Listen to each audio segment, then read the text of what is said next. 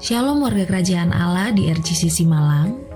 Kami sangat mengapresiasi dan berterima kasih kepada warga kerajaan Allah di RGCC yang sangat antusias untuk hadir beribadah bersama kami.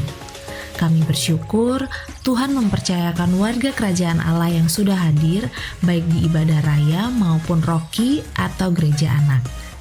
Dalam kesempatan ini, kami menghimbau kepada setiap warga kerajaan untuk bisa datang 30 menit sebelum ibadah dimulai, supaya mendapatkan posisi tempat duduk yang terbaik dan demi kenyamanan bersama dengan tidak mengganggu jalannya ibadah. Terima kasih, Tuhan Yesus memberkati.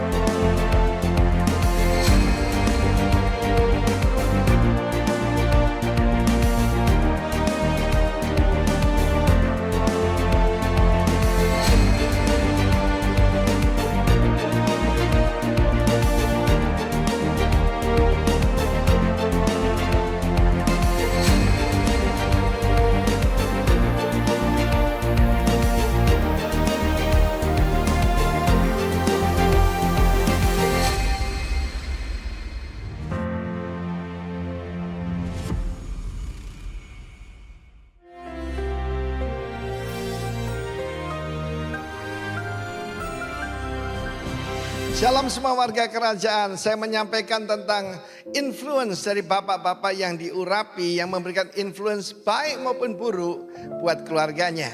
Saya sebutkan tentang Elia, orang Tisbe, lalu kemudian Hazael, the son of nobody, dan yang ketiga ini adalah Jehu bin Nimsi. Aneh sekali, sebetulnya dia punya papa namanya Yosafat.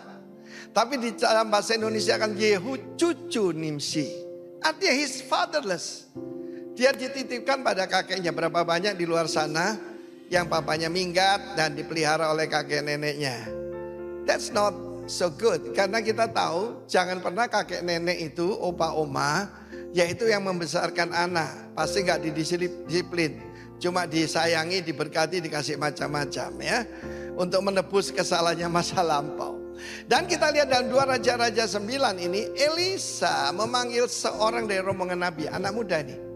Jangan anggap enteng orang muda. Ikat pinggangmu, bawa buli-buli berisi minyak ke Ramot Gilead, urapi cari Yehu bin Yosafat bin Nimsi. Lalu kemudian urapi dia. Kemudian dia ketemu dan Yehu ini seorang captain, seorang sar, pemimpin. Tetapi saudaraku bukan pemimpin yang lalu tinggi. Sekali lagi, Tuhan bisa ngangkat orang dari dalam debu, oke? Dan firman Allah berkata, telah kuurapi engkau menjadi raja dari Israel. Kemudian dia pergi saudaraku, dia melarikan diri dan karena tugasnya selesai. Tapi pada saat itu kan ini kumpulan para panglima tentara Israel. Apa yang terjadi dengan orang tadi itu? Ya akhirnya dia ngaku, dia mengurapi aku jadi raja untuk menghabiskan yaitu keturunan Ahab. Seperti Tuhan membinasakan keturunan Yerobeam bin Nebat dan juga Baesa. Dan pada saat itu saudaraku mereka semua berkata, Yehu raja. Kalau saudara perhatikan pertama-tama itu kalau dia mengendarai kereta ini ya. Kereta perang itu seperti orang gila katanya. Pernah ketemu orang-orang seperti itu? Ya saudaraku, seperti mau menarik perhatian pada dirinya. Something very wrong saudara. Tetapi kita lihat kadang-kadang Tuhan perlu orang yang seperti itu ya. Untuk membinasakan musuh-musuh Tuhan. Dan kita lihat bagaimana di dalam kehidupan daripada Yehu. Bahkan Isabel pun ya saat itu ketika dia masuk ke istana yang di Israel kerajaan utara. Pada saat itu Isabel menghina dia. Hai Zimri katanya, dia dipanggil Zimri saudara. Aneh ya, saya punya teman orang kaya suka merubah nama orang. Hendro dipanggil Budi ya toh. Rudi dipanggil Roni. Ada yang sengaja begitu saudara. Tapi Zimri itu adalah suatu ejekan. Sebab saudaraku, dinasti daripada Omri, yaitu ayah daripada Ahab, membunuh Zimri yang baru bertakhta 7 hari. Mungkin lain kali saya terangkan. Tetapi saudaraku, siapa di pihakku, kata Yehu. Lemparkan dia ke bawah.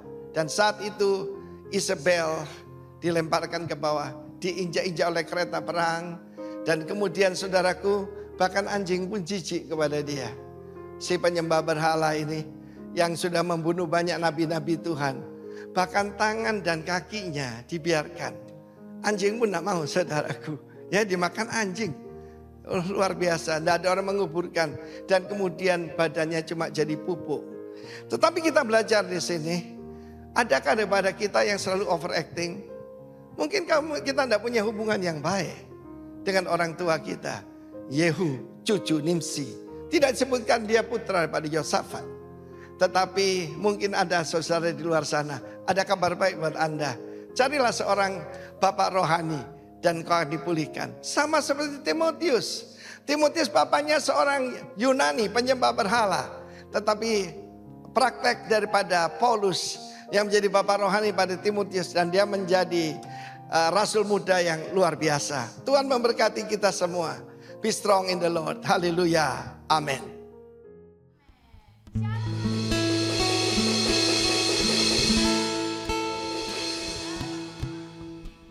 Oke, hari ini kita sama-sama di tempat ini semua karena kasih karunia Tuhan. Amin. Oke, untuk itu sebelum kita sama-sama menyembah Tuhan, mari saya undang Bapak Ibu Saudara untuk bangkit berdiri. Kita mau semua adik-adik Rocky juga ikut ya. Kita berdiri, kita mau membaca beberapa ayat dan kita mau merenungkan ayat itu. Di Habakuk 3, jadi konteks ini tentang penghukuman kepada Yehuda ya. Dibilang, sekalipun pohon ara tidak berbunga, pohon anggur tidak berbuah, hasil pohon zaitun mengecewakan, sekalipun ladang-ladang tidak menghasilkan bahan makanan, kambing domba terhalau dari kurungan, dan tidak ada lembu sapi dalam kandang. Mari kita baca bersama-sama. Namun aku akan bersorak-sorak di dalam Tuhan, beria-ria di dalam Allah yang menyelamatkan aku. Allah Tuhanku itu kekuatanku. Ia membuat kakiku seperti kaki rusa. Ia membiarkanku berjejak di bukit-bukitku untuk memimpin biduan dengan permainan kecapi. Jadi melalui ayat ini panggilan beribadah buat setiap kita. Mungkin kita datang beribadah dengan beban, berbagai macam beban ya kan. Tapi kita mau hari ini mau sama-sama bahwa sekalipun bahwa kehidupan kita ini berat, kehidupan kita ini kita merasa kita yang paling menderita. Tapi satu hal, bahwa ada satu alasan yang paling kuat yang tidak dapat terbantahkan untuk kita tetap berbahagia di dalam Kristus, yaitu Kristus yang telah mati dan bangkit menyelamatkan kita. Karena itu, mari kita sama-sama merenungkan ayat ini sepanjang kita memuji Dia, bahwa kita sekalipun kita meratapi dosa-dosa yang telah kita buat, di satu sisi kita juga berbahagia karena kita memiliki Kristus dan Kristus memiliki kita. Betapa luar biasanya kita yang tidak layak, tapi kita dimiliki Allah yang luar biasa. Karena itu kita di sini beribadah bukan untuk menyogok Tuhan. Kita beribadah bukan untuk supaya aku baik, supaya aku diselamatkan, tapi karena kita sudah diselamatkan, maka dari itu kita berbahagia. Kita beribadah menyembah Allah yang telah mati dan bangkit menyelamatkan kita. Mari kita sama-sama menyembah Dia.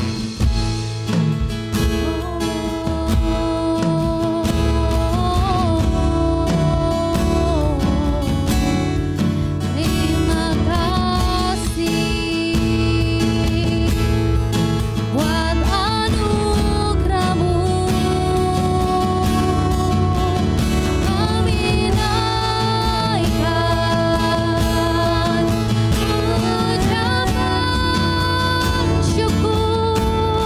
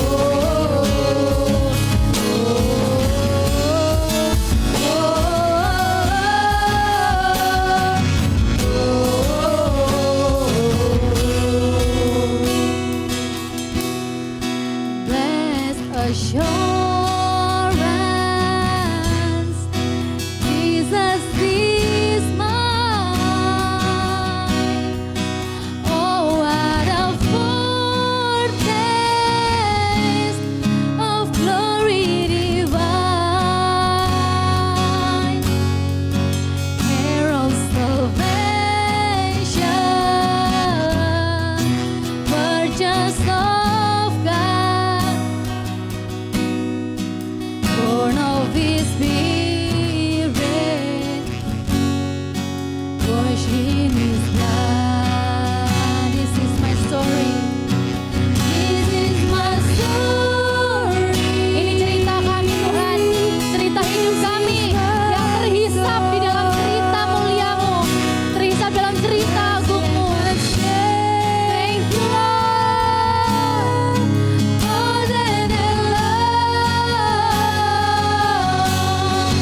This is my story.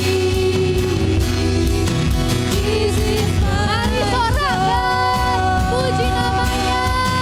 This is my Savior.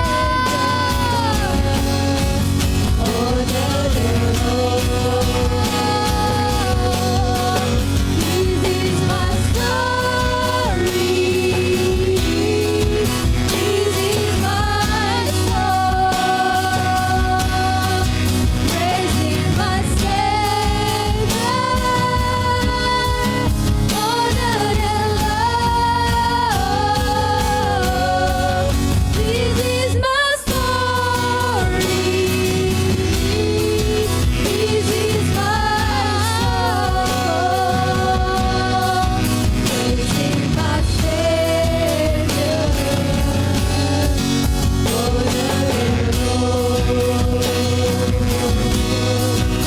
This is my Savior. Oh, the Lord. This is my Savior. Oh,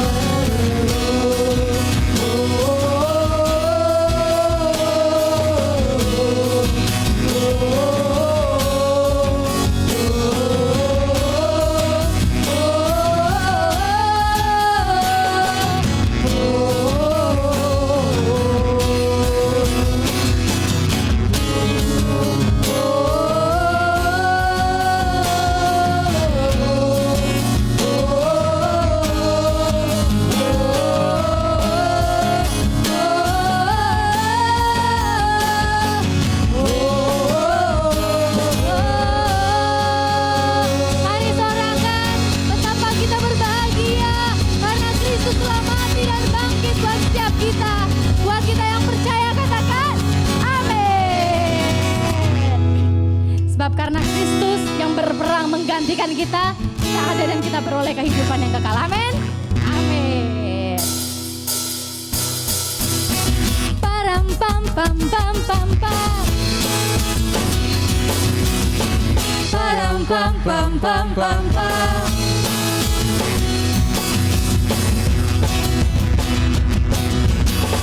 Bersorak-sorai, muliakan namanya, Dia berperang ganti kita. Bertepuk tangan, muliakan namanya, Dia selamatkan jiwa kita.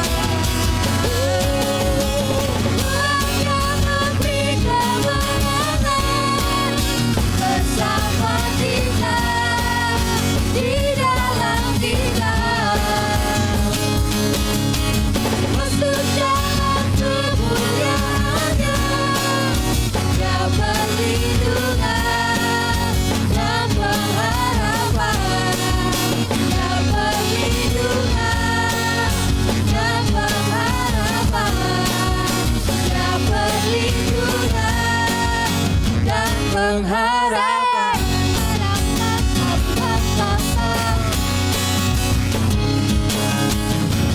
Param pam pam pam pam pam. Param pam pam pam pam pam.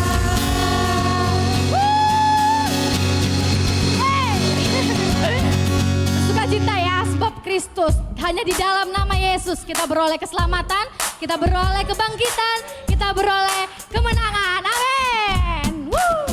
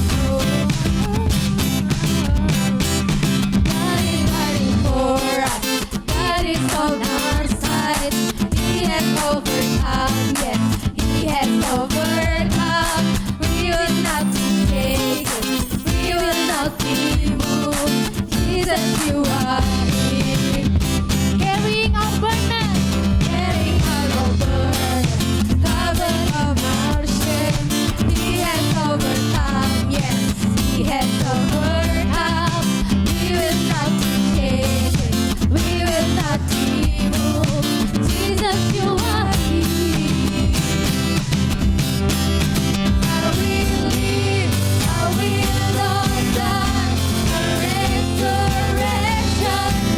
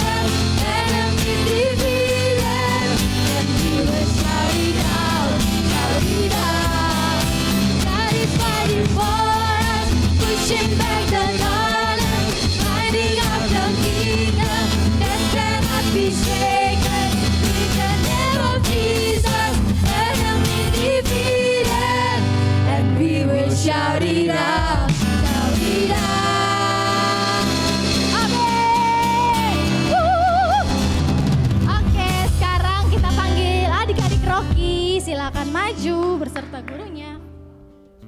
Ayo, ayo.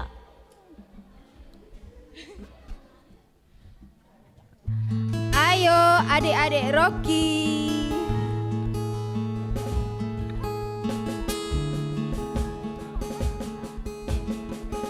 Ayo.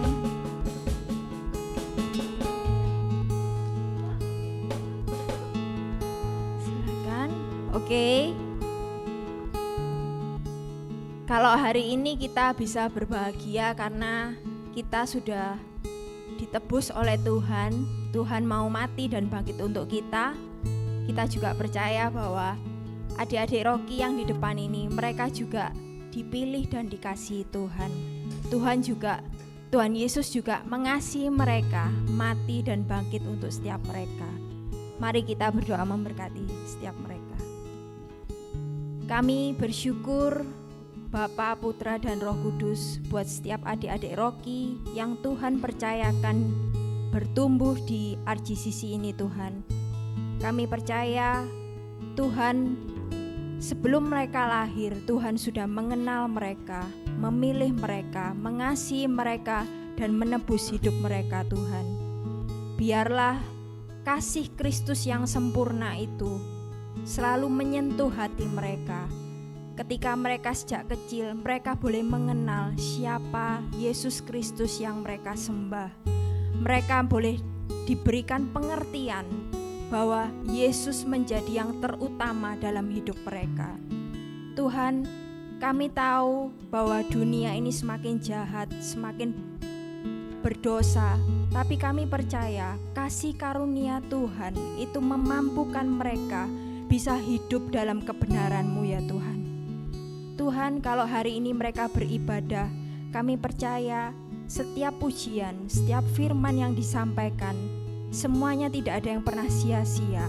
Itu bertumbuh dalam hati mereka, menyentuh hati mereka, dan mereka boleh melihat bahwa Yesus Kristus sangat mengasihi hidup mereka. Tuhan, berkati setiap guru-guru Rocky, Roh Kudus yang menolong guru-guru Rocky, memampukan guru-guru Rocky bisa menyampaikan setiap firman-Mu dengan baik Tuhan, dan mendarat ke dalam hati mereka. Terima kasih Tuhan, kami percaya pertumbuhan mereka ada di dalam rencana-Mu yang dahsyat dan ajaib dalam hidup mereka. Mereka tidak perlu khawatir akan masa depan mereka, karena Kristus ada di dalam mereka. Sukacita mereka terbesar bukan apa yang mereka dapat di dunia ini Tuhan, tapi sukacita terbesar mereka karena mereka memiliki Yesus Kristus yang telah mati dan bangkit atas hidup mereka. Terima kasih Tuhan, kami memberkati adik-adik Rocky ini dengan berkat terbaik dari Bapa, Putra, dan Roh Kudus di dalam nama Tuhan Yesus. Haleluya, amin.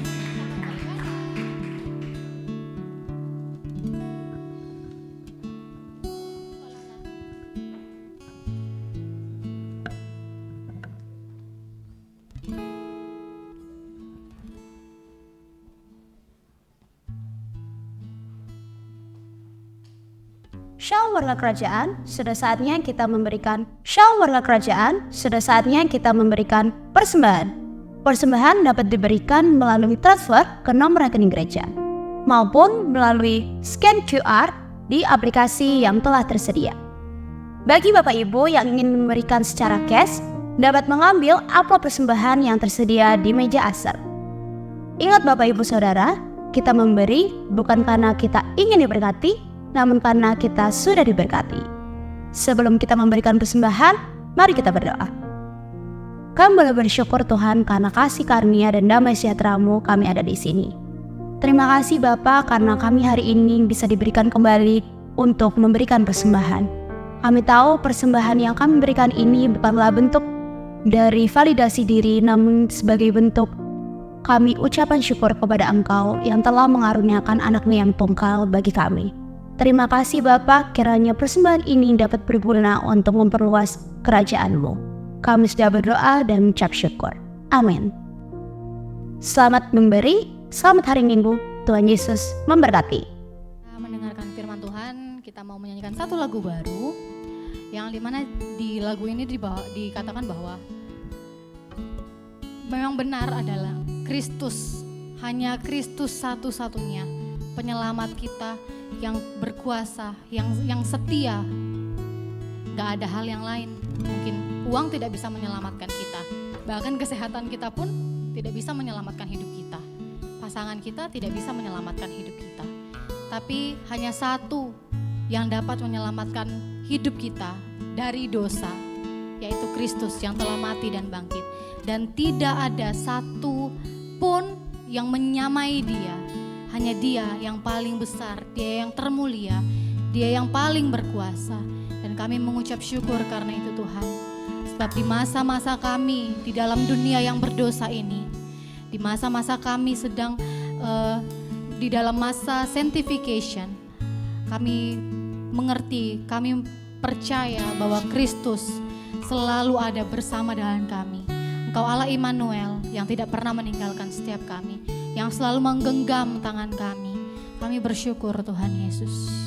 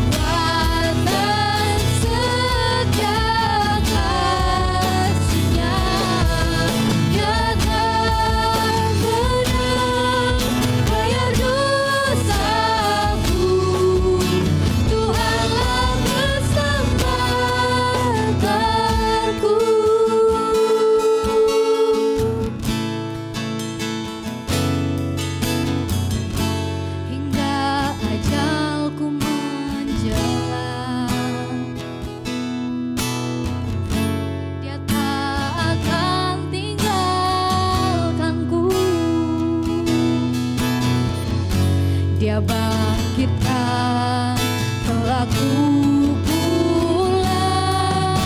Tuhanlah keselamatan. Mari saya udah jelas, mari kita sama-sama bangkit berdiri.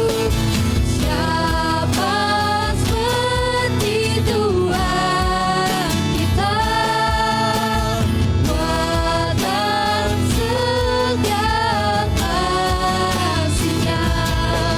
Dia telah menang, bayar dosaku. Tuhanlah keselamatanku. Siapa seperti Tuhan kita, kuatan segala kasih-Nya. Dia telah menang, bayar dosaku. Tuhanlah keselamatanku. Biarlah segala kemuliaan untuk Allah Tritunggal kami, Allah yang mulia.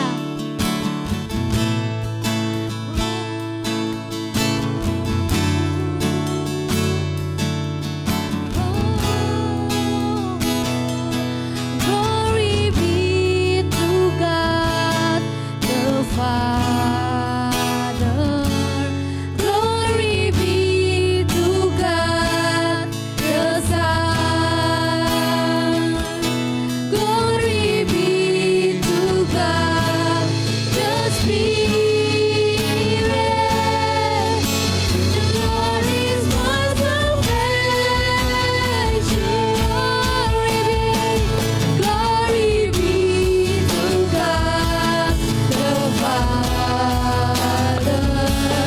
Glory be to God the Son.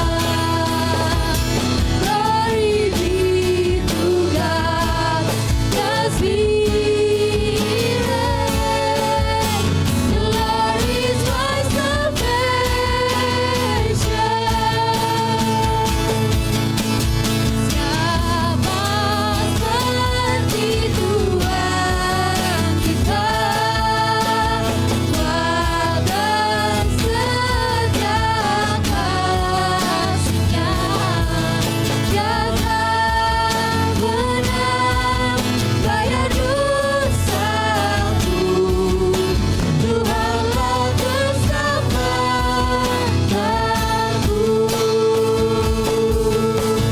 Siapa seperti Tuhan kita, kuatan segala kasih-Nya. Dia telah menang, bayar dosaku. Tuhanlah keselamatanku. Siapa seperti Tuhan kita, kuatan segala kasih-Nya. Dia telah menang, bayar dosaku. Tuhanlah keselamatanku. Tuhanlah keselamatanku. Tuhanlah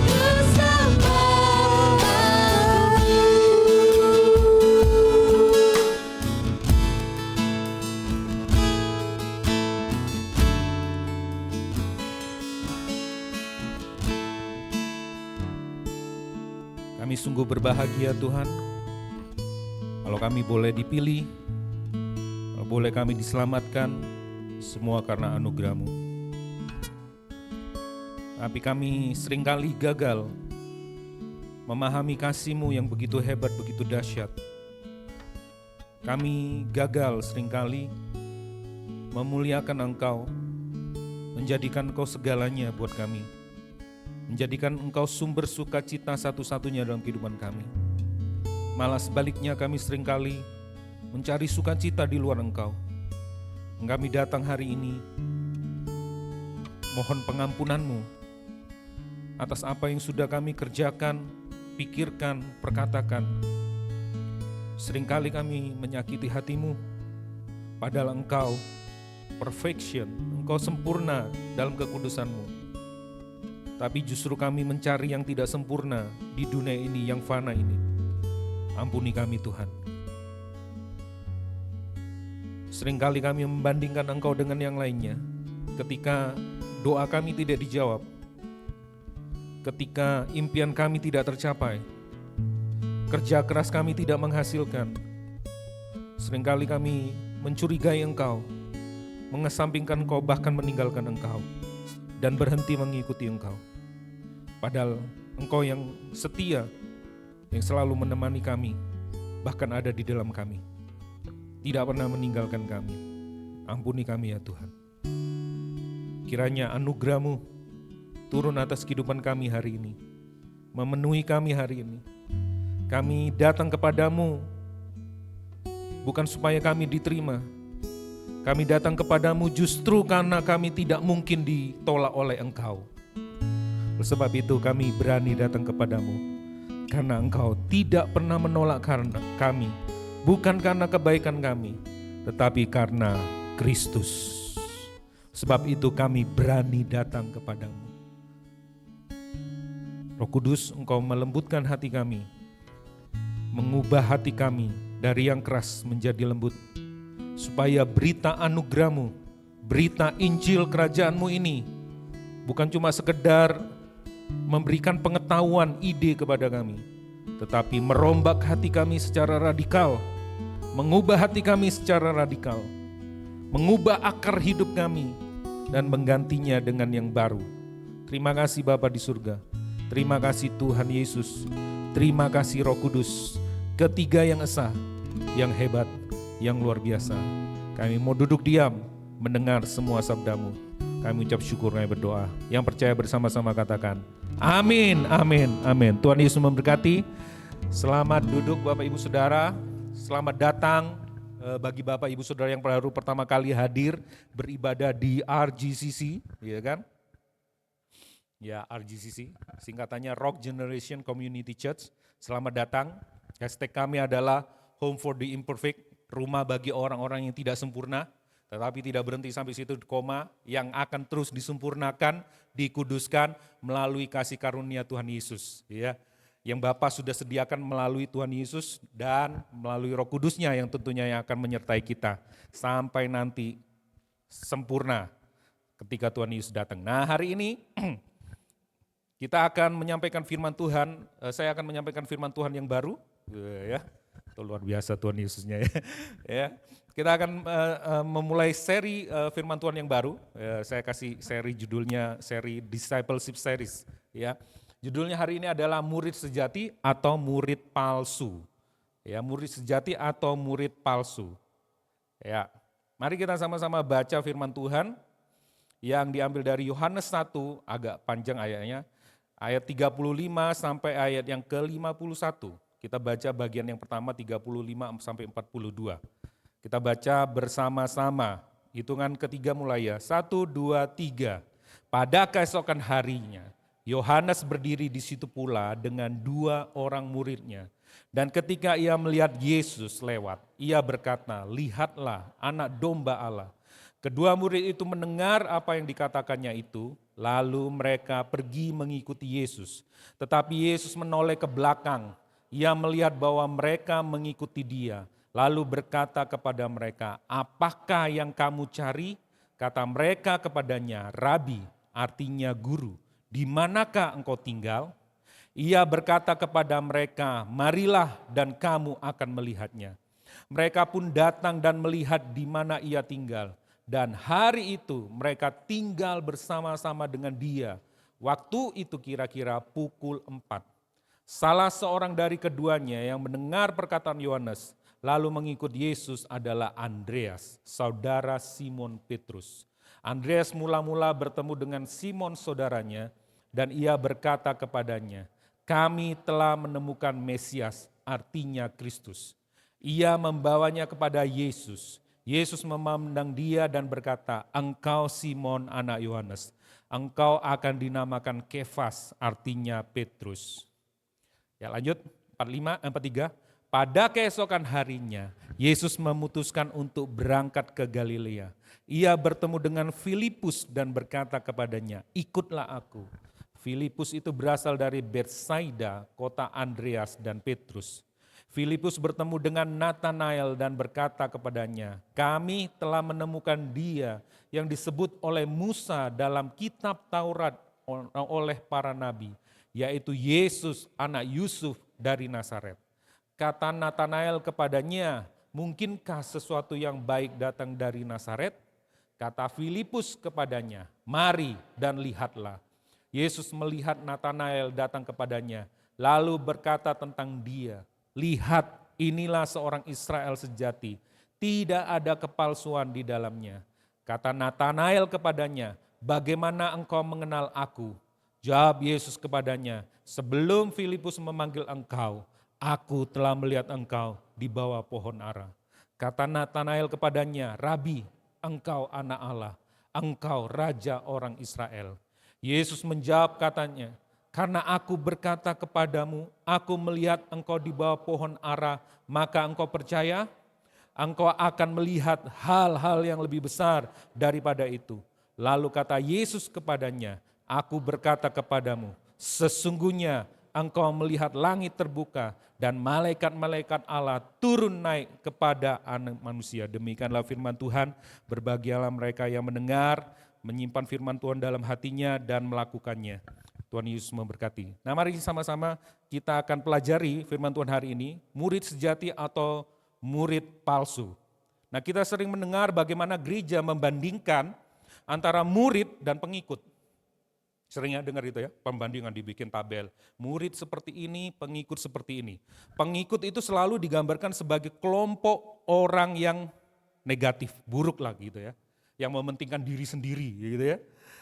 Apalagi yang hanya mengikuti Tuhan Yesus untuk mendapatkan keuntungan ya. Selalu digambarkan seperti itu. Dan kelompok yang kedua adalah murid. Ini jauh lebih baik. Seorang yang benar-benar mengikuti Yesus dengan hati yang tulus. Nah, saya mengingatkan kembali quote dari Kyle Idleman ya, dari bukunya Not a Fan. Kalau saudara punya duit, sekali aja ndak ke kafe, saudara bisa beli buku ini di toko kuning, di toko orange, di toko hijau. Ya. Kyle Idleman tidak membandingkan murid dengan pengikut, tapi penggemar dengan seorang murid. Ya, seorang penggemar adalah seorang yang cukup dekat dengan Yesus untuk mendapatkan semua manfaatnya. Wah, ini menguntungkan kalau dekat-dekat Tuhan Yesus ya. Aku tak dekat-dekat ya. Tetapi tidak terlalu dekat juga. Jadi ini setengah-setengah. Sehingga mereka harus mengorbankan apapun untuk Yesus. Itulah penggemar. Kalau murid enggak seperti itu. Penggemar itu selalu ingin dekat sama Tuhan Yesus supaya memperoleh manfaatnya, tetapi ketika diminta untuk meninggalkan segalanya, berkorban untuk segalanya untuk Yesus, dia tidak mau. Ini penggemar. Ya. Nah seorang penggemar atau seorang pengikut, kenapa saya lebih suka menggunakan murid palsu dan murid asli. Murid palsu dan murid yang sejati. Tidak membandingkannya dengan pengikut. Karena murid juga seorang pengikut. Betul ya? Follower of Christ. Makanya saya tidak menggunakan terminologi murid dan pengikut. Karena murid juga seorang follower, seorang pengikut. Justru lebih bagus kalau menggunakan pengikut asli dan pengikut yang palsu. True follower atau fake followers. Nah kita ini bagian yang mana? Pengikut Yesus yang asli atau pengikut Yesus yang palsu? Murid yang asli atau murid yang palsu. Nah, mari kita belajar bersama-sama. Ya, ada 3 bagian. Yang pertama kita langsung aja belajar. Yang pertama itu adalah chosen. Saya kok salah naruh ya. Seharusnya di sini. Salah naruh slide. Ya, chosen. Pada keesokan harinya Yohanes berdiri di situ pula dengan 2 orang muridnya. Dan ketika ia melihat Yesus lewat, ia berkata, lihatlah anak domba Allah. Kedua murid itu mendengar apa yang dikatakannya itu, lalu mereka pergi mengikut Yesus. Nah ini ceritanya Yohanes membaptis, mengendorse Tuhan Yesus. Dia kan diutus untuk mempersiapkan jalan bagi juru selamat, bagi Mesias yang akan datang. Nah ketika melihat Yesus, itu Tuhan Yesus, ya. Itu Mesias yang akan aku buka jalannya kan. Dia mengendorse Tuhan ini. Lihatlah anak domba Allah. Ini istilah yang orang Yahudi langsung ngerti. Anak domba Allah ini nubuatan yang harus digenapi. Ada anak domba Allah yang akan datang, yaitu Mesias yang akan menebus dosa, yang akan memulihkan segala sesuatu. Nah orang Yahudi mengerti itu. Dan Yohanes memberikan satu pernyataan yang berani, suatu pernyataan yang luar biasa. Dan kedua muridnya itu mendengar itu, lalu pergi meninggalkan Yohanes Pembaptis. Enggak marah dia, iki jemaatku, enggak ya. Dia enggak marah. Ini contoh yang bagus ya kalau mau lihat praktiknya, dia enggak marah. Mereka pergi mengikuti Yesus, menjadi muridnya Tuhan Yesus. Padahal yang lebih terkenal duluan Yohanes Pembaptis. Nah itu luar biasa. Nah apa yang saya mau sampaikan di tempat ini, saya akan mengajukan sebuah pertanyaan kepada saudara-saudara semua di tempat ini. Mengapa Anda menjadi orang Kristen? Mengapa Anda menjadi seorang Kristen hari ini? Coba jangan buru-buru jawab, renungkan baik-baik. Mengapa Anda bukan orang ateis? Mengapa Anda bukan orang agnostik, atau Anda penganut agama yang lain, atau kepercayaan yang lain? Mengapa Anda seorang Kristen, Anda duduk diam hari ini? Oh itu karena papa mama saya Pak. Keturunan saya semuanya Kristen, makanya saya Kristen hari ini. Ya lihat Pak, kan saya ibadah di gereja, gedung gereja, meskipun ini hotel ya, kan dipakai dengan liturgi gereja. Berarti saya Kristen Pak. Apalagi? Saya akan menyanyikan kidung-kidung pujian, hymn, ya, nyanyi pujian, praise and worship yang menceritakan tentang Tuhan Yesus, Bapa, Tritunggal dan sebagainya. Berarti saya Kristen Pak. Mengapa Anda menjadi seorang Kristen? Mengapa Anda disebut orang Kristen? Ini adalah pertanyaan fundamental yang perlu dijawab dengan benar. Karena dari sinilah semua kehidupan dan pertumbuhan rohani kita akan ditopang. Kenapa Anda seorang Kristen? Kenapa Anda bukan yang lain? Atau tidak percaya sama Tuhan? Atau memeluk agama atau kepercayaan yang lain? Kenapa Anda seorang Kristen? Jawaban kita itu menentukan bagaimana kita mengikut Kristus nantinya. Saya tekankan lagi, mengapa Anda seorang Kristen? Kalau saudara baca tadi, cerita di perikop tadi, ayat firman Tuhan tadi, 5 kali dalam perikop itu kita akan membaca kata found, bahasa Inggris ya. Ya, found, bahasa Indonesia jadi dua kata ya, ada yang bertemu, ada yang menemukan. Ya, ada bertemu dan menemukan, found. Dalam ayat 41, Andreas bertemu dengan saudaranya dan berkata kepadanya, kami telah menemukan. Andreas bertemu dengan Simon, terus membawa Simon kepada Tuhan Yesus dan berkata, kami telah menemukan Mesias. Dalam ayat 43 Yesus bertemu dengan Filipus. Ya. Terus kemudian Filipus bertemu si Nathan. Ya, kami telah menemukan, dia juga ngomong seperti ini, kami telah menemukan Mesias. Nah, dalam ayat 43 Yesus bertemu Filipus bertemu dengan Nathanael. Ya, kami telah menemukan dia. Hal ini menimbulkan pertanyaan yang menarik dari kita kalau waktu kita baca teks-teks itu. Siapa yang menemukan siapa? Yesus yang menemukan murid-muridnya atau murid-muridnya yang menemukan Tuhan Yesus? Ini jadi pertanyaan loh. Siapa menemukan siapa? Mampukah kita bertemu dengan Tuhan? Mampukah kita mencari Tuhan dan menemukan Tuhan? Kita sudah sering diajar bahwa kekristenan bukan agama. Agama itu kita yang mencari Tuhan, tapi kekristenan adalah Tuhan yang mencari kita. Karena kita tidak mampu bertemu dengan Tuhan. Ya, yang tadi ini sebenarnya, di bagian pertama. Bapak gereja kita ngomong kayak gini, Agustin dari Hippo, we could not even have begun to seek for God unless He already found us. Kita bahkan tidak mungkin mulai mencari Tuhan jika Dia tidak menemukan kita. Minat untuk cari Tuhan itu loh enggak ada. Ya, jangankan menemukan, minat aja enggak punya. rasa untuk mencari butuh Tuhan, mencari Tuhan itu enggak ada. Apalagi mau mencari dan sampai menemukan, enggak mungkin. Itu karena dosa. Bapak gereja Agustin ini mengatakan seperti itu.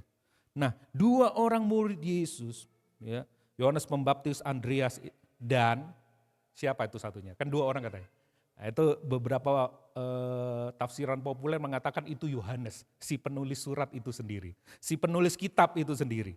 Nah, mereka pergi meninggalkan guru mereka yang spektakuler untuk mengikuti Yesus yang baru muncul setelah Yohanes Pembaptis.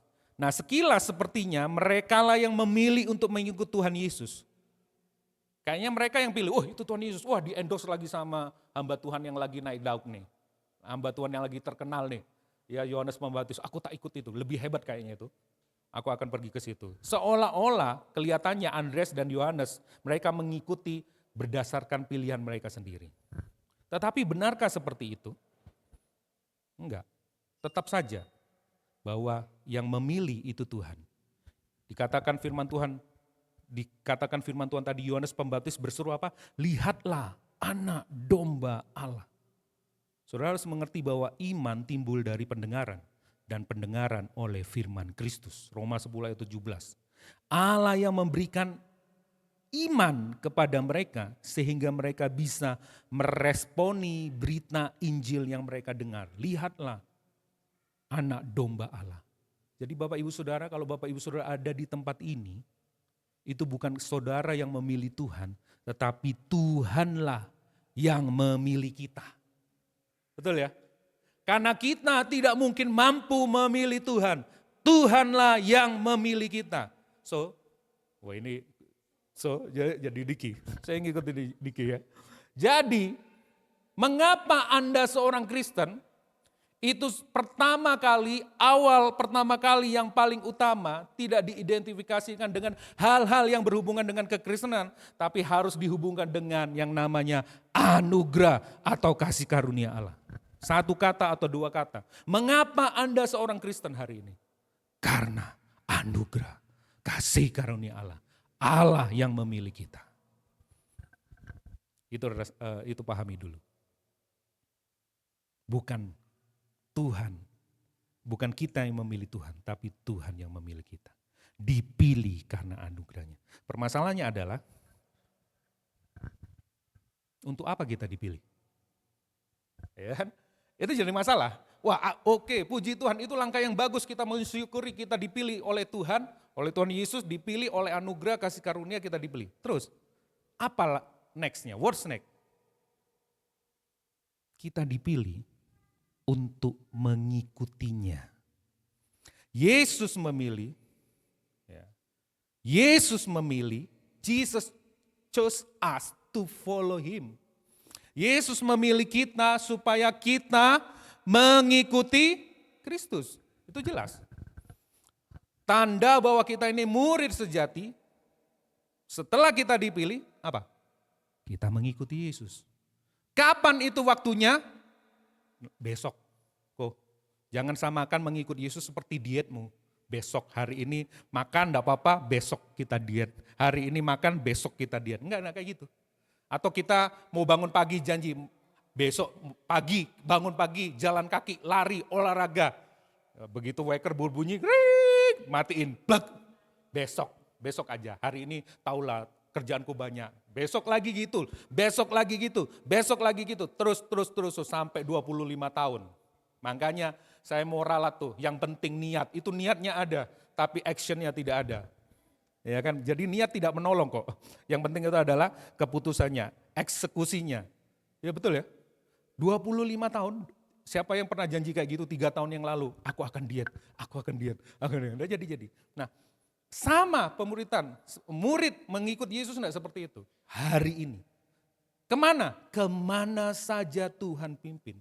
Kemana saja Tuhan pergi, aku akan pergi. Nanti saya mau jelasin ini di akhir-akhir. Ya. Sekarang Tuhan Yesus kan enggak ada. Aku mau ngikuti siapa? Ya.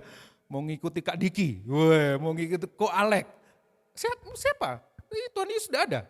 Ya kan? Nah itu yang akan nanti saya jelasin. Itu yang pertama. Kita dipilih untuk mengikuti Yesus. Dan kita dipilih bukan karena kebaikan kita, tetapi karena anugerahnya. Bukan karena performa kita, tetapi karena kasih karunia semata. Nah, saya lebih banyak mau yang sampai yang kedua. Yang kedua, transform. Kalau tadi itu transisi, dari orang yang tidak percaya, transition. Dari orang yang tidak percaya, dipilih oleh Tuhan menjadi orang percaya. Setelah itu apa? Setelah dipilih apa? Kita disuruh mengikuti Dia. Nah, yang kedua adalah waktu kita mengikuti Dia, apa yang akan terjadi? Hidup kita dirubah. Bukan cuma sekedar dipilih mengikuti Yesus. Nah, kalau saya mau tanya seperti ini pasti banyak, wah saya pengikut Yesus. Tapi masalahnya adalah apakah hidupmu ditransform, dirubah kehidupanmu? Ya sudah, aku enggak berbuat jahat lagi, Pak. Aku sudah meninggalkan semua dosa-dosaku, ya kan? Apakah benar-benar kita dirubah? Bagaimana kita bisa melihat bahwa kita ini sudah dirubah? Nah, ini yang mau saya jelaskan kepada saudara-saudara semua di tempat ini. Tetapi Yesus menoleh ke belakang, ia melihat bahwa mereka mengikuti Dia, lalu berkata kepada mereka, ini pertanyaan penting. Apakah yang kamu cari? Kata mereka kepadanya, Rabi, artinya guru, di manakah engkau tinggal? Ia berkata kepada mereka, marilah dan kamu akan melihatnya. Mereka pun datang dan melihat di mana ia tinggal. Dan hari itu mereka tinggal bersama-sama dengan dia. Waktu itu kira-kira pukul 4. Nah, kalau saudara baca ini dalam latar belakang budaya Yahudi, saudara akan mengerti kenapa kok pukul 4. Setelah itu akan masuk pukul 6. Pukul 6 hitungannya sudah new day, hari yang baru. Nah, biasanya menjelang sore seperti itu mereka biasanya duduk dan sharing tentang firman, tentang Taurat. Iya kan? Rupanya mereka datang bertemu Yesus, Yesus ngajak, mari datang lihat, kamu akan lihat apa yang akan kamu lihat. Ya. Tapi saya mau konsentrasi dulu kepada bagian yang pertama yang Yesus sampaikan kepada mereka. Ini sebuah pertanyaan yang penting bagi kita semuanya. Bukan cuma bagi 2 orang murid, tapi bagi kita semuanya. Pertanyaan penting ini seperti ini, dalam terjemahan yang lain. What do you want? What you after? Apa yang kamu kejar? Apa yang kamu inginkan? Kalian ini mau apa sih dari aku? Itu pertanyaan pertama ketika ada 2 orang murid mengikuti Yesus. Dan itu juga pertanyaan bagi saudara dan saya hari ini. Kalau saudara hari ini mengaku murid Yesus, sudah dipilih oleh Tuhan Yesus, mengaku mengikut Yesus, pengikut Yesus, maka pertanyaan ini juga buat saudara dan saya. Apa yang kamu inginkan? Siapa Yesus bagi Anda? Itu tergantung dari pertanyaan ini. Apa yang kamu inginkan? Apa yang kamu cari? Apa yang kamu kejar? Ini adalah sebuah pertanyaan pertama dan terakhir dan yang paling mendasar dari pemuridan Kristen seharusnya. Dalam Injil Yohanes ini adalah pertanyaan pertama yang diajukan Yesus kepada 2 orang calon muridnya. Kenapa Yesus menanyakan ini? Ini perhatikan baik-baik. Tadi kita ngomong, aku sudah dirubah, aku sudah meninggalkan dosa, aku tidak minum, aku tidak narkoba, aku tidak main perempuan dan sebagainya. Karena Yesus mengerti apa yang kamu ketahui. Yesus tidak bertanya tentang apa yang kamu ketahui. Waktu murid-murid itu datang kepada Tuhan Yesus, apa? Kamu tahu apa? Kamu sudah tahu apa? Kamu sudah belajar tentang apa aja? Aku pengen tahu sih? Enggak. Tuhan Yesus juga tidak bertanya, apa yang kamu percaya? Kamu benar-benar percaya? Enggak. Tapi Tuhan Yesus ngomong, what do you want? Apa yang kamu inginkan? Yesus bertanya, apa yang kamu cari? Ini adalah pertanyaan yang paling tajam, paling membuat tersinggung, paling menusuk hati.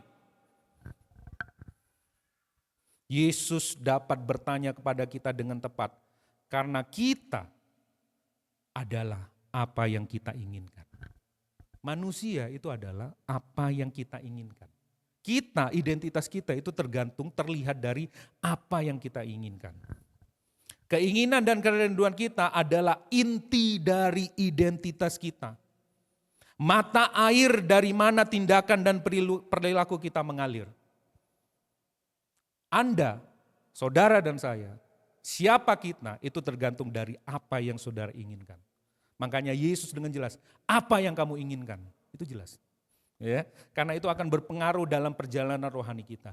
Keinginan kita ini bergema dengan keras di dalam hati kita. Hati kita ini adalah pusat dari seluruh kepribadian kita. Pusat pribadi manusia. Oleh karena itu Alkitab pernah mengingatkan di dalam Amsal.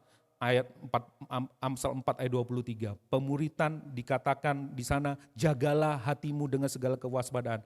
Karena dari situlah semua kehidupanmu, tindakan, perkataanmu, pemikiranmu muncul dari situ. Ini bentuk pemuritan yang harus kita kejar. Bukan cuma sekedar mengubah perilaku bagian luar, memodifikasi bagian luar. Aku sudah tidak minum, aku sudah tidak nyontek, aku sudah tidak melakukan ini, melakukan itu. Tidak, tetapi transform keinginan hatimu.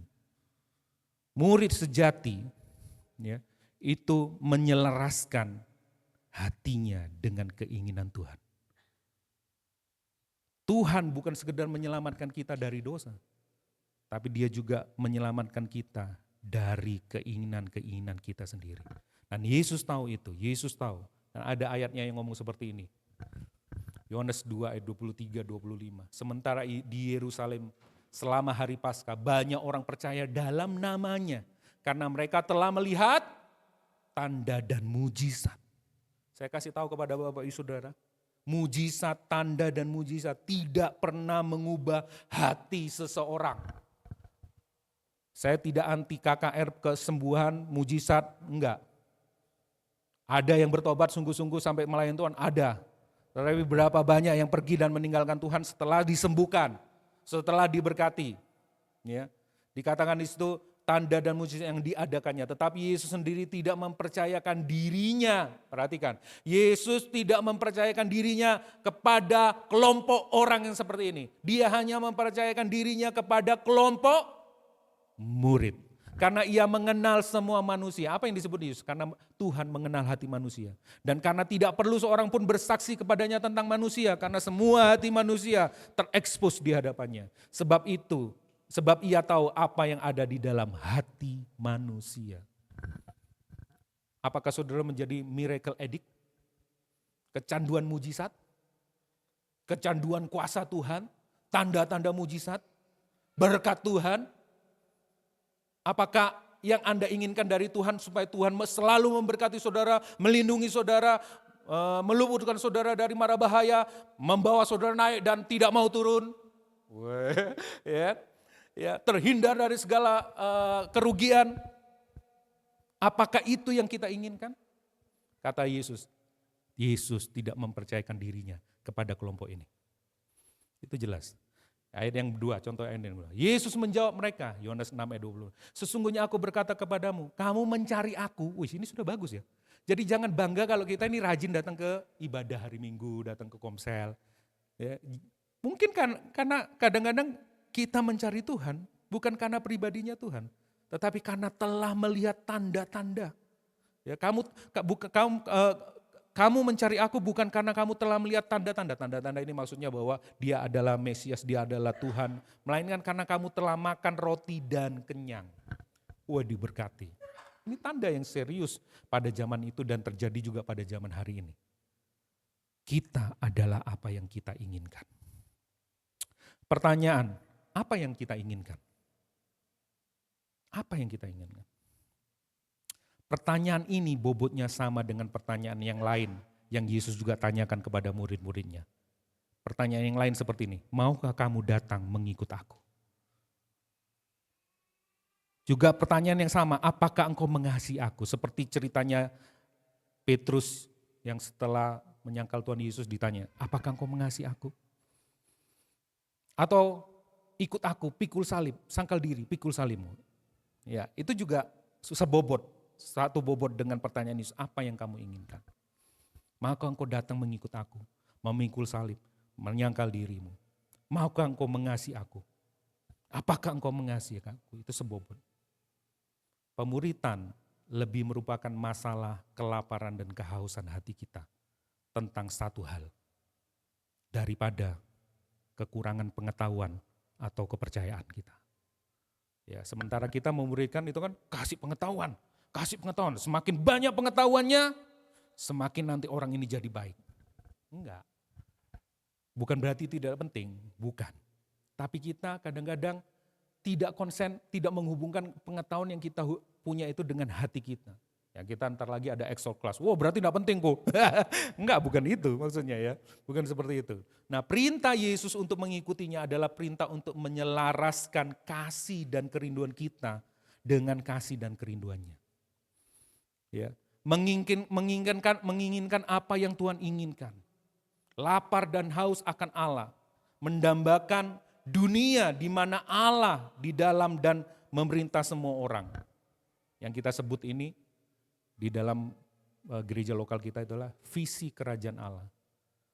Ya. Seperti itu. Ya. Setiap orang, kenapa saya cantumin kerajaan Allah? Setiap orang, mau besar, kecil, kaya, miskin, muda, tua, itu memiliki sebuah kerinduan, budaya, apa sajalah, budaya di kota, di desa, dan pernah punya bayangan tentang satu negeri, ya, satu negeri yang aman, tentram, damai, yang dipimpin oleh seorang raja yang baik, di mana semua rakyatnya itu makmur, remah, gemah, ripah, loh jinawi, ya, kaya raya dan luar biasa. Pernah ada cerita-cerita gitu? Difilmkan, dibikin novelnya, dibikin cerita. Itu kerinduan hati manusia yang paling dalam. Bukan cuma secara pribadi kita menginginkan itu, tetapi juga secara sosial. Percuma pribadi kita diberkati, tapi kalau sosialmu buruk, ya kita juga kecipratan buruknya. Cerita itu sering digaungkan, dipromosikan, di-endorse oleh film, novel, cerita dan sebagainya. Itu adalah kerinduan manusia tanpa sadar yang paling dalam di dalam diri kita. Kita merindukan sebuah negeri yang damai. Dan itu tidak bisa diwujudkan melalui apapun kecuali di dalam Kristus Yesus.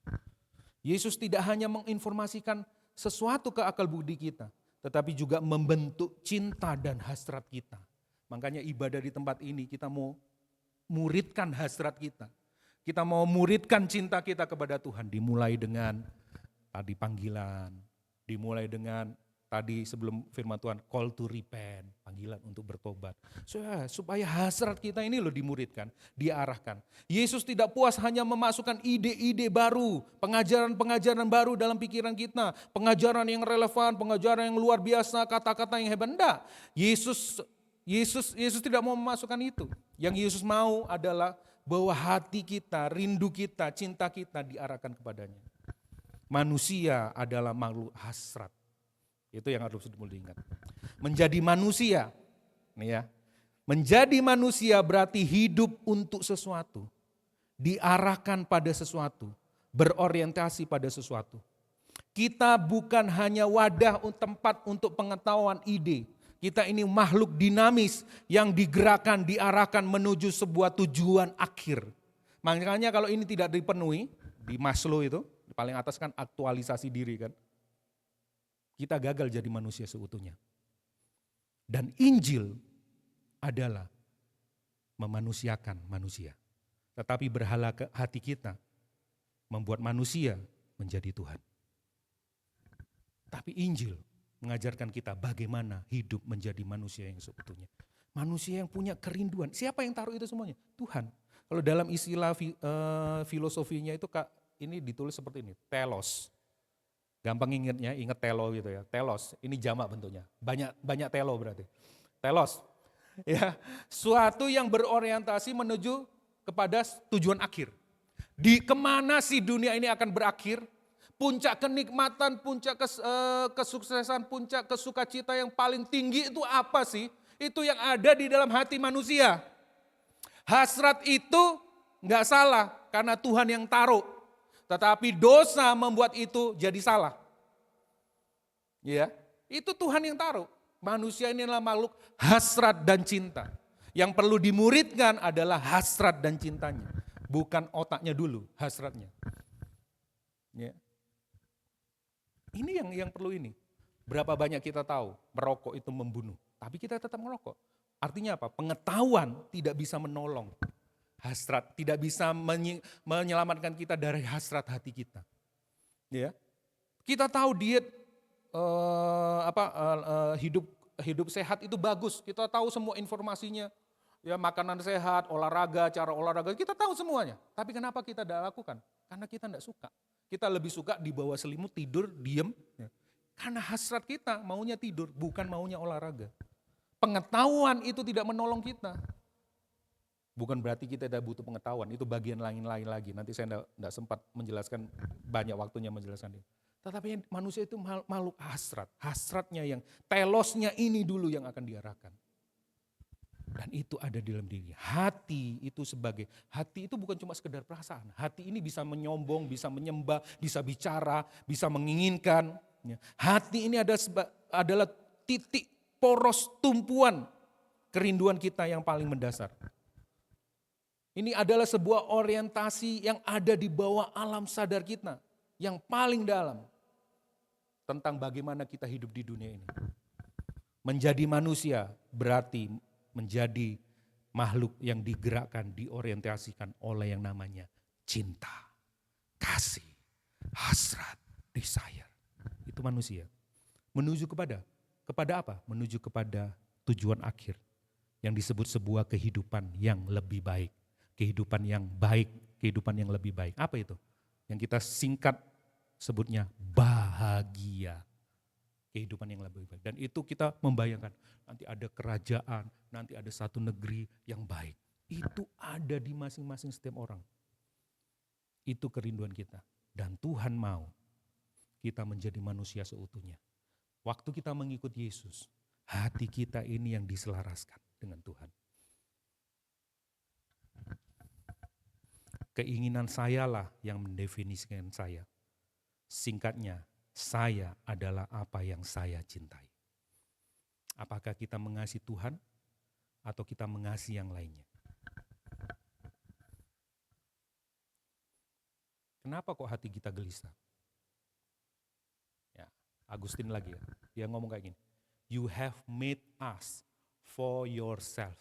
Engkau menciptakan kami untuk tujuan akhirnya jelas, untuk dirimu sendiri. And our heart is restless until it rests in you. Kenapa hati kita ini gelisah, khawatir? Karena kita tidak tahu tujuan awal manusia diciptakan. Manusia diciptakan untuk Tuhan. Kesukaan yang tertinggi, damai yang tertinggi, sukacita yang tertinggi itu hanya di dalam Tuhan. Tapi kita mencarinya di tempat lain. Pantas kita jadi restless, kita jadi gelisah, kita tidak bisa rest. Sampai hati kita benar-benar tahu bahwa kita diciptakan bagi Tuhan. Hati kita rest. Akan selalu ada pencarian-pencarian kalau kita tidak menyadari ini. Akan selalu ada pengejaran-pengejaran yang sia-sia. Nah, salah satu bapak gereja yang lain juga ngomong seperti ini, Irenaeus. The glory of God, kemuliaan Tuhan, is a human being fully live. Fully live. Kemuliaan Tuhan adalah manusia yang hidup seutuhnya. Karena apa? Karena kita ini kan gambar dan rupa Allah. Kalau mau melihat jelas gambar dan rupa Allah, lihat ciptaannya. Siapa itu? Manusia. Dan manusia gagal karena dosa masuk. Ini bishop namanya Irenaeus. Ya. Kemuliaan Tuhan itu dilihat dari manusia. Bagaimana manusia hatinya rusak dan menginginkan hal yang lain di luar Allah. Sehingga dia tidak bisa memancarkan kemuliaan Allah. Ini masalah manusia. Dan Yesus mengundang kita, ikut aku. Supaya aku bisa merubah, mengarahkan, mengubah hatimu. Mentransform, bukan cuma transition, tapi transform, dirubah. Yang jadi rubah apanya? Hatinya. Bukan perilaku luarnya, tetapi keinginannya yang kata firman Tuhan Kidung Agung saya ingat tiba-tiba. Cinta kuat seperti maut. Kalau kita tidak bina, makanya kemarin saya mau kasih judul, ya agak tepi jurang sih, makanya saya ganti aja deh daripada nanti jadi kontroversi. Ya kan? Ya main cinta, main serong ya. Kalau engkau tidak bisa mengecek hatimu, keinginanmu, kerinduanmu, ya kamu bisa main serong. Kamu tidak akan ada di dalam jalurnya Tuhan. Kamu akan mengikuti yang lain, bukan mengikuti Yesus. Tetap aja kegiatannya di gereja, melayani, ya apalah semua kegiatan rohani. Tetapi sebenarnya hatimu tidak mengikuti Yesus. Ya, kenapa? Karena main cinta tadi. Makanya main serong jadi akhirnya. Yang ketiga itu tidak cukup untuk kita dirubah, dipanggil, mengikuti Yesus. Kalau saudara tadi baca ayat-ayat yang tadi. Setelah mereka bertemu Yesus, Setelah mereka dimurikan oleh Yesus, bersama dengan Yesus, apa yang mereka lakukan? Simple, cepat sekali. Mereka menceritakan lagi kepada orang lain. Makanya kenapa kok bagian transform hati kita itu bagian penting. Karena orang yang mencintai Tuhan, mencintai Yesus yang dia ikuti, dia akan cerita tentang apa yang dia ikuti. Ya, saudara akan tahu orang ini mengasihi apa, dilihat dari ceritanya. Kalau dia ngomongin dari awal sampai terakhir sepak bola terus, dia memang cinta sepak bola dia. Klubnya apa dia ngomongnya itu. Kalau dia ngomongin tentang dirinya sendiri, aku ini bisa ini, aku ini bikin itu, aku ini lakukan ini. Berarti dia cinta siapa? Dirinya sendiri. Ya kan? Dia ceritaan anjingnya terus, ini banyak. Siapa yang Anda cintai itu yang akan saudara ceritakan.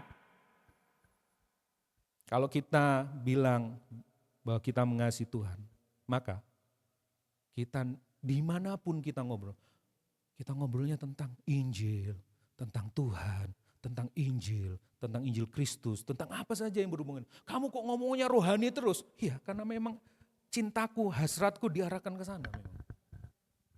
Betul ya? Dan dikatakan si Andreas cerita kepada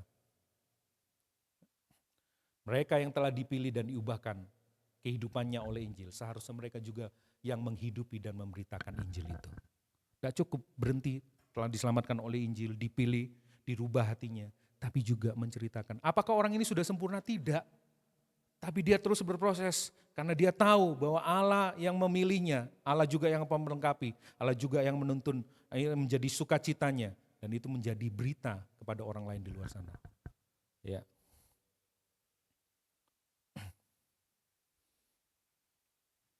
Dari transformasi kepada transformisi. Ya, enggak cukup cuma transformasi. Tadi transisi, sekarang transformasi sudah, tapi juga harus transformasi. Nah ini yang kita kurang.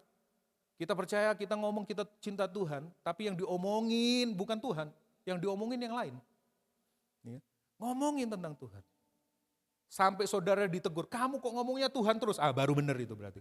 Kok kamu Tuhan terus, Injil terus yang kamu? Berarti ada orang yang resah tentang itu. Mau ngomong yang lain dulu lah. Ya. Seperti itu ya. Di kelompok komunitas kita, ini kita dicap sebagai pendeta karena ngomongin Tuhan terus. Berarti benar kita nih. Ya. Tapi kalau enggak kita sama aja guyonannya yang rusuh-rusuh kita juga ikut, ketawa-ketawa malah. Ya enggak ada bedanya. Transformasi kita ceritakan. Dan secara natural Andreas, Filipus itu menceritakan tentang hal itu. Ya. Karena hatinya sudah diarahkan kepada hal yang lebih bernilai. Dan itu membuat kita bersuka cita. Ya. Nah ini kan Andreas bawa Petrus. Kami telah menemukan Mesias, artinya Kristus. Filipus ngajak Nathanael. Nathanael ngajak siapa ya? Belum, tidak ditulis di situ ya. Tapi di sini kita bisa pahami. Apa yang bagian penting berikutnya, bukan cuma sekedar menceritakan. Tapi apakah yang diceritakan? Apa sih ceritanya? Nah seorang murid sejati itu menceritakan hal yang benar. Bukan hal yang salah yang justru berlawanan dengan Injil. Apa yang diceritakan? Coba saudara lihat. Kami telah menemukan Mesias. Andreas tidak ngomong kalau ikut Yesus. Utang-utangmu lo ya. Dipulihkan. Kalau ikut Tuhan Yesus. Ya kan? Kamu tidak punya jodoh toh? Pasti punya jodoh. Kamu sakit kok? Pasti disembuhkan. Itu bukan Injil. Itu Injil yang palsu. Andreas menceritakan apa yang benar. Karena dia sudah dimuridkan dulu sama Tuhan kan. Pukul 4 sore waktu itu kan. Kami telah menemukan Mesias. Artinya Kristus. Mesias itu apa? Juru selamat. Mesias yang diurapi. Filipus juga sama. Cerita sama Nathanael. Dia ada cerita-cerita. Ngapain kamu Nathanael? Ya. Nathan. Ya, ngapain kamu di sini? Ayo ikut Yesus. Daripada kamu nganggur, ada kerjaan di sini toh. Daripada kamu sering diomelin sama istrimu toh. Ikut Yesus aja. Hati tenang. Ayam tentrem. Ayo ikut. Enggak. Apa yang diberitakan? Kami telah menemukan dia yang disebut Musa. Ini keren. Dalam kitab Taurat dan oleh para nabi. Kitab kita, Alkitab kita isinya dari A sampai terakhir itu tentang Yesus Kristus Sang Mesias. Bukan tentang bagaimana caranya kita dapat duit, bukan tentang bagaimana kita menjadi pemimpin yang hebat, bagaimana kita menjadi orang tua yang keren. Memang ada nilai-nilai di situ yang bisa kita contoh, tetapi isi dari seluruh Alkitab itu tentang Yesus Kristus. Nathanael menceritakan itu. Bahkan Nathanael sendiri sempat tidak percaya. Jangan khawatir kalau kita penginjilan, menyampaikan Injil, terus ada yang ragu-ragu. Filipus menyampaikan ke Nathanael dan Nathanael ragu-ragu. Masa ada sih yang baik dari Nazaret? Dia ragu-ragu. Ini bukan pekerjaan kita, ini pekerjaan Roh Kudus. Lalu dia bertemu dengan Tuhan Yesus sendiri. Wih, ini keren. Sebelum Filipus ngajak kamu, aku sudah tahu kamu ada duduk-duduk ya, nongkrong di bawah pohon ara. Pohon apa ya? Pohon ara ya? Pohon ara ya? Fig, ya, pohon ara ya. Wih, ini keren kok bisa tahu ini ya. Lalu dia menjadi percaya. Tetap aja sampaikan tentang Tuhan Yesus. Dan itu bukan bagian kita mengubah hidupnya, menjadi percaya enggak. Nathanael berubah karena Yesus sendiri yang menjamah hidupnya. Kuasa Kristus sendiri yang menjamah hidup. Waktu Injil disampaikan, kuasa itu juga mengalir bersama kita. Jadi bukan tugas kita mengubah bagaimana orang ini percaya dan tidak percaya. Supaya kita juga tidak sombong. Nathanael ragu. Tapi akhirnya dia menjadi percaya. Itu bukan karena Filipus. Tapi apa yang Nathanael percaya akhirnya? Rabi, engkau anak Allah, engkau raja orang Israel. Benar semua yang disampaikan. Rabi, benar ini. Engkau luar biasa. Kok bisa nebak hidupku? Wah, luar biasa engkau ini. Aku percaya. Enggak. Ya, enggak itu yang ditumpukan. Yesus malah membenarkan dia kan. Kamu percaya karena aku bisa tahu kehidupanmu. Kamu percaya karena itu, kamu akan lihat yang lebih besar dari itu. Itu kan mujizat ya. Dari tidak kenal kok tiba-tiba kenal ya. Bahkan sampai detail hidupnya kok bisa tahu ini orang sakti, ini orang hebat. Yesus ngomong, kamu cuma percaya hal kayak gituan. Aku akan membawa yang lebih besar. Kamu akan lihat langit terbuka dan akan lihat tangga yang menghubungkan langit dan bumi. Dan mana ada malaikat naik turun di situ. Itu luar biasa. Nanti saya ceritakan tentangnya. Dikatakan di situ, Mesias. Penggenapan Mesias di dalam hukum Taurat. Anak Allah. Dan Yesus nanti di bagian ayat terakhirnya dia ngomong, aku anak manusia. Bagian ayat yang ke-50 Yesus ngomong, aku anak manusia. Lengkap ya, anak manusia, anak Allah, Mesias, dan digenapi dalam firman Tuhan. Saya rangkum, saya tulis sendiri supaya saya juga belajar. Saudara juga belajar. Saya rangkum menjadi ini. Dari apa perkataan tadi, Filipus, Andreas dan semuanya. Injil Kerajaan Allah adalah kabar baik dari Bapa tentang penebusan, pengudusan, pemulihan melalui Kristus. Anak Allah yang berinkarnasi menjadi anak manusia.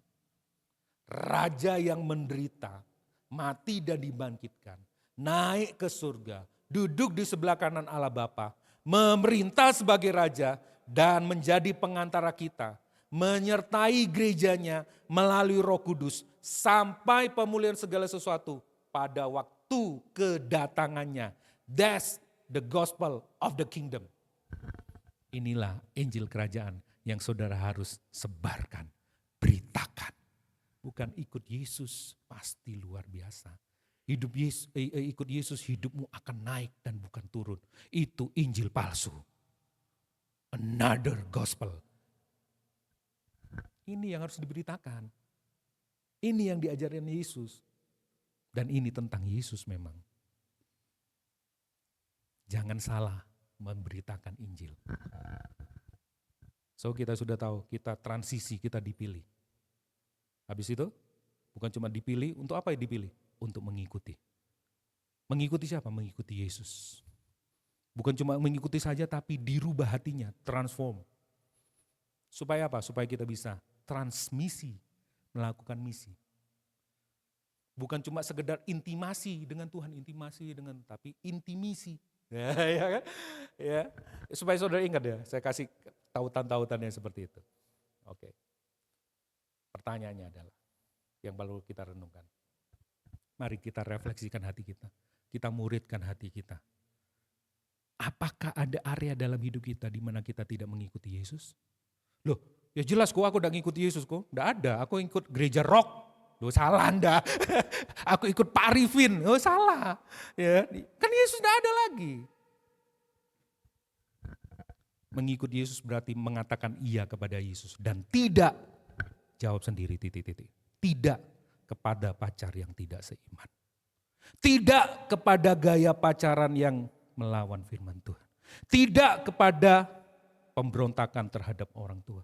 Tidak kepada, sebutin. Saudara bisa bikin catatan di HP-mu. Mengikut Yesus berarti iya bagi Yesus dan tidak bagi apa? Sebutin. Area mana yang saudara belum mau taat untuk mengikut Yesus? Aku memilih kepahitan terus terhadap suamiku, terhadap istriku. Mengikut Yesus? Iya. Katakan, tidak untuk kekerasan hati, tidak untuk kemarahan, tidak untuk kekecewaan, tidak untuk kepahitan. Sebaliknya, aku mengikut Yesus, aku akan melepaskan pengampunan, aku akan lepaskan. Area mana di hidup kita di mana kita masih tidak taat dan tidak mengikut Yesus? Kita sering gagal. Apakah yang kita inginkan dari Tuhan Yesus? Tadi sudah jelasin. Kita memanfaatkan Tuhan supaya mengikuti maunya kita. Bukan kita mengikuti Tuhan. Dan kita kebalik. Ya. Kita ikut diri kita sendiri. Dan Tuhan disuruh mengikuti kita. Apakah kita peduli dengan orang lain yang belum mendengar Injil? Kalau dua di atas ini belum selesai. Yang ketiga ini tentu kita tidak akan mengabarkan Injil. Kenapa? Karena kita masih sibuk dengan urusan hati kita sendiri-sendiri. Ya. Kalibrasi hati kita. Tanpa Injil, kita tidak mungkin dipilih dan diselamatkan oleh Allah. Karena kebenaran, kita tidak dapat menjangkau kebenaran Allah yang Maha Suci. Melalui Injil, Allah memilih kita bukan berdasarkan performa kita, melainkan berdasarkan performa Kristus. Bukan berdasarkan kebenaran kita, tetapi kebenaran Kristus. Tanpa Injil, hidup kita lelah dalam pengejaran dan pemenuhan hasrat hati kita yang tanpa akhir. Dan binasa bersama keinginan hati kita yang berdosa. Tetapi kabar baiknya ini, melalui Injil, Kristus meninggalkan semua hal yang kita cari dan inginkan. Kenyamanan, kuasa, kendali, penerimaan. Dan menyerahkan hidupnya sebagai kurban penembusan dosa. Supaya kita mendapatkan Kristus sebagai sukacita yang tertinggi. Karena hati kita selalu seperti itu. Tanpa Injil hidup kita terpisah dengan Bapa di surga. Dan binasa dalam kekekalan. Kristus, sang pemberita Injil agung, menjadi tangga penghubung antara manusia dan Bapa di surga melalui salibnya. Dan kebangkitannya memampukan kita menghidupi dan memberitakan Injil itu kepada orang lain. Ini yang dilakukan sama Tuhan Yesus. Kita gagal melakukannya, tetapi Tuhan melakukannya. Kita cuma disuruh melihat Tuhan. Dan kita menghidupi apa yang Tuhan sudah hidupi. Aplikasi hatinya. Tidak ada satupun bagian dalam hidup kita yang bisa dibanggakan yang membuat Tuhan memilih kita. Itu harus kita sadari terus. Tidak ada satupun. Kalau tidak ada aku, maka. Kalau tidak ada aku, maka. Kalau tidak ada aku. Tidak ada satupun. Tidak ada yang bisa kita banggakan. Bahkan kebenaran kita, kata Ko Alex sering diomongin, seperti kain kotor. Kebaikan kita seperti kain kotor di hadapan Tuhan. Kebaikan kita loh, perhatikan, bukan kejahatan kita. Kebaikan kita di hadapan Tuhan seperti kain kotor. Tidak ada yang bisa dibanggakan. Apakah motivasi kita mengikut Tuhan Yesus untuk mendapatkannya sebagai sukacita yang tertinggi? Apakah kita mengikuti Yesus supaya Tuhan bisa melakukan apa saja untuk keinginan kita? Apakah kita mengikuti Yesus supaya mendapatkan Yesus? Kita seharusnya mengikuti Yesus untuk mendapatkan Yesus. Kita seharusnya mengikuti Yesus untuk mendapatkan Yesus, bukan untuk mendapatkan apa yang bisa Tuhan buat bagi hidup kita. Jika Kristus adalah sukacita tertinggi, maka memberitakan Injil adalah ekspresi dari sukacita itu. Amin.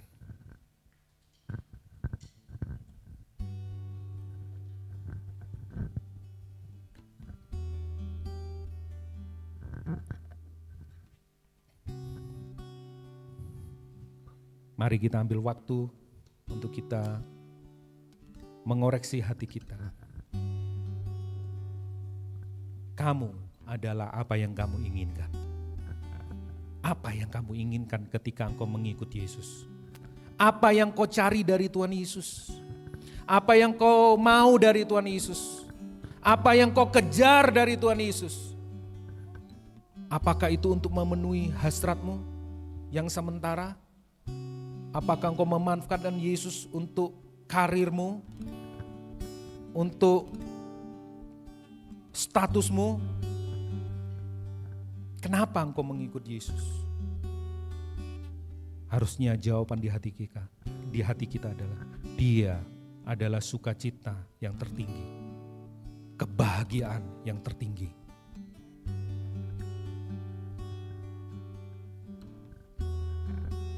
Makasih Tuhan buat firman-Mu hari ini, biar sukacita itu mengalir di hati kami, meluap, dan akhirnya kami menceritakan itu kepada orang lain. Terima kasih buat pilihan-Mu atas hidup kami. Kami dipilih bukan karena kami baik, kami dipilih karena Kristus yang telah memilih kami, yang telah menyelamatkan kami, yang telah menjadikan kami orang benar. Kami mengucap syukur Tuhan buat anugerah-Mu, buat kasih karunia-Mu. Kami mau meresponi firman Tuhan ini, kami mau menanggapinya dengan baik. Akhirnya jemaat Tuhan bangkit berdiri, saya undang bangkit berdiri.